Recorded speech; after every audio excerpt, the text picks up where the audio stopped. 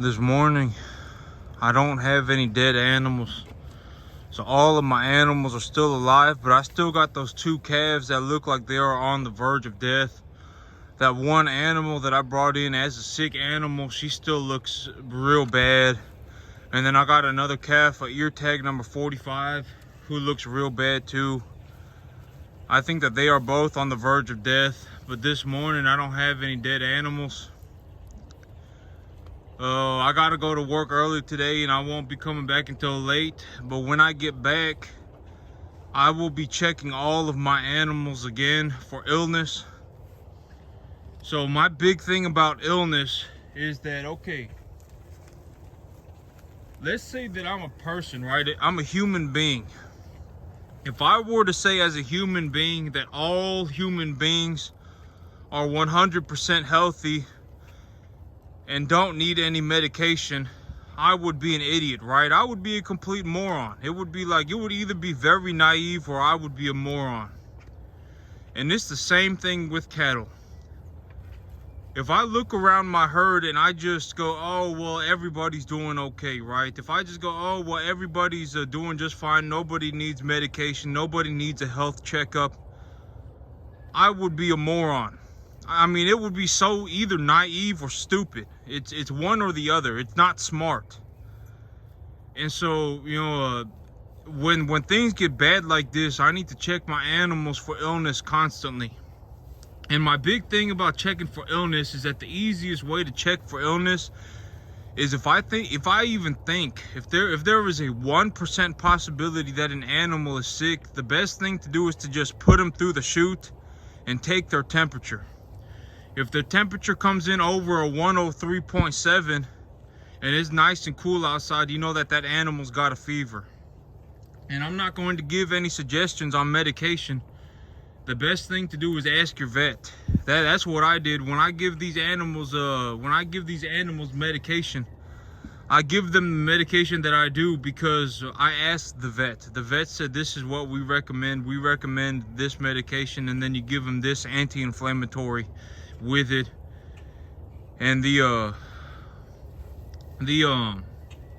temperature thing is something that I learned by just reading published papers on the internet. Like, if you go on the internet right now, one of my favorite websites, like, I don't just Google things, I go to Google Scholar. If you type in Scholar on Google and it's a website called Google Scholar. But Google Scholar, it's just a collection of all published information. So information that has been peer reviewed by other scientists in the same field, or I don't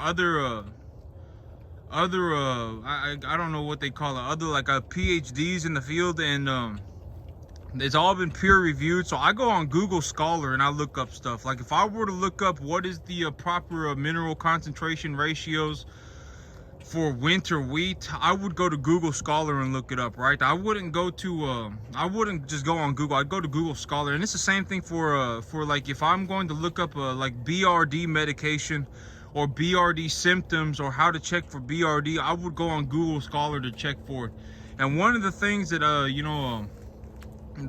learned on Google Scholar is to check for the temperature. If the temperature runs over like 103.7, the animal's running a fever, and they probably got BRD. And so my big thing about checking animals for BRD is if they even look remotely sick, if you even consider the possibility that they are sick, just run them through the chute. Imagine how many people every year get sick, right? Like me, it would be a very fortunate year if I didn't get sick. But I would say throughout my life, I probably got sick one time a year, right? Like, if I were to average everything out, if I were to average out my entire life, I would probably say I got sick one time a year, right? And these cattle are going to get sick too. These cattle are not some magical creatures that don't get sick. Cattle get sick just like human beings do. And cattle, the thing about cattle is that their lungs are real small. Like cattle, they are about the same size as a horse, but their lungs are much smaller. And so when these animals, when they get lung infections and when they get lung problems, it's very bad on them. It's very hard on them.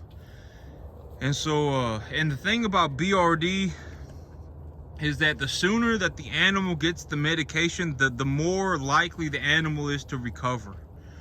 And so right now, like this animal that I got in the barn that is sick and that was sold to me as a sick animal, this animal would have probably been just fine if the man who sold her to me took care of her when he saw that she was sick. And the whole thing, like for me to sit here and think that this man did not recognize that this animal is sick is just plain stupidity. Because when that animal first got here, the first day the animal was here, that evening, my mother looked at the animal from half a field away and said that animal is sick. Something wrong with that animal. We should go check up on that animal. Legitimately, we were out there, we were out there, out that way, and that animal was standing in the barn. And my mom looked over here and she said, Howard, you got an animal standing in the barn, and something not right with that. I mean, if my mother could tell, my mother's not a cattle person. She's not like she's not somebody who spends time with cattle on a regular basis or anything. And she could tell that something was wrong with the animal. So it is completely stupid. It's naive for me to sit here and think that this man knew that the man did not know that the animal was sick. It would be very stupid, right? Either it would be very stupid or it would be very naive. But the man sold me a sick animal. And so, as of right now, I would anticipate that, out of the, so I have 10 animals that I have had from the past. And I brought in 50 more, and out of the 50, I wouldn't be shocked if 5 of them die.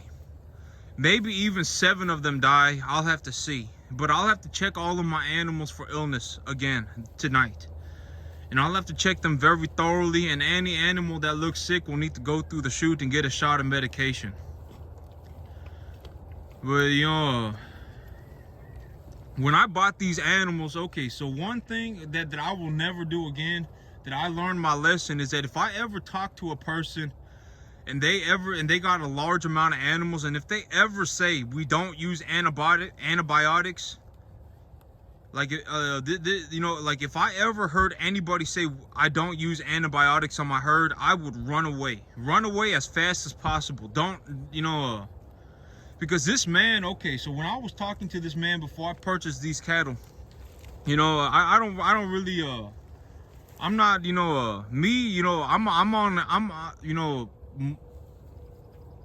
no, under any circumstance I will succeed, right? That is what I mean by when I say I would not bet against me. Chances are, it's either I'm going to succeed or I'm going to die trying. I'm going to die an old man trying. Literally, those are my only 2 options, right? I mean, farming is the only thing that I know. Like I'm not just going to walk out of my life one day and say, oh man, I'm going to go and build buildings, right? Like I literally don't know how to do anything else. I can't even do basic math. And so I'm not gonna suddenly leave farming to go do something else, right? I'm not gonna be like, oh man, I was a farmer for 15 years, but I quit one day to go and build buildings. That would be stupid, right? If I ever said that to somebody, I mean, they would think that it was complete stupidity, right? I mean, they would be like, this guy's a moron. That's not how the world works. And it's the same thing with farming. And people aren't just gonna wake up one day and be a farmer. If I hear that, when I hear somebody say that they just wake up one day and they go, oh man, I'm going to be a farmer, I think that it's very stupid. It took me a long time. The thing about me is that I understand what it takes to get to this level. I understand what it takes, and it takes a long time, and it takes a lot of effort. And literally, maybe if someone really stuck to it, they can maybe do it in 12 years, 10 years or 12 years, but they're not going to do it overnight. They're not going to do it in a week. They're not going to do it in a year. They're not going to do it in 3 years. They're not going to do it in 5 years. It's going to take like a decade or more to get to this level. And so, and I understand this because I did what it took to get to this level. But me, like when I look, if I ever when I talk to a lot buyer ever again, or if I talk to somebody who is selling cattle, if they have more than 10 animals, if they ever tell me that they don't use antibiotics, that's a good time to run away. Never talk to them again.